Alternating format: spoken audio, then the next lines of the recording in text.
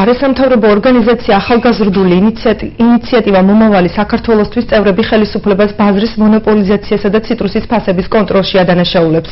არასამთავრობო ორგანიზაციის წარმომადგენლები აცხადებენ, რომ ციტრუსის მიმღების საწარმოები, რომლებიც ხელისუფლებამ მეწარმეებს პროდუქციის რეალიზების ხელშეწყობის მიზნით ერთ ლარად გადასცა, ძირითადად ნათესაურ და მეგობრულ კავშირებზე დაყრდნობით გასხვისდა. ლაშა ადამიანის ინფორმაციით ორგანიზაციამ მონიტორინგით 11 საწარმოზე უკვე განახორციელა. შემოწმებამ აჩვენა, რომ აქედან 9 საწარმოს მფლობელი ახალი ხელისუფლების წარმომადგენლების ნაცნობ მეგობრები არიან.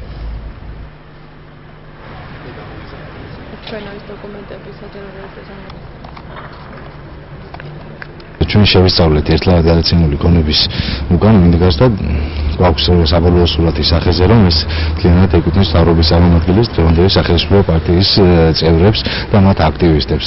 ეს მიუღებელია, რადგანაც როდესაც ხდება ბაზარის მონოპოლია, შეუძლებელია ამ შემთხვევაში ისარგებლოს ფერმერმა. ჩვენ უშუალოდ დავესაუბრეთ როგორც მოსახლეობას, ამავდროულად გავიცანთ ოფიციალურ დოკუმენტებს და ხშირ შემთხვევაში საკმაოდ თვალსაჩინოა მათი კავშირი, ამ მფლობელების კავშირი სახელმწიფო წრეებთან.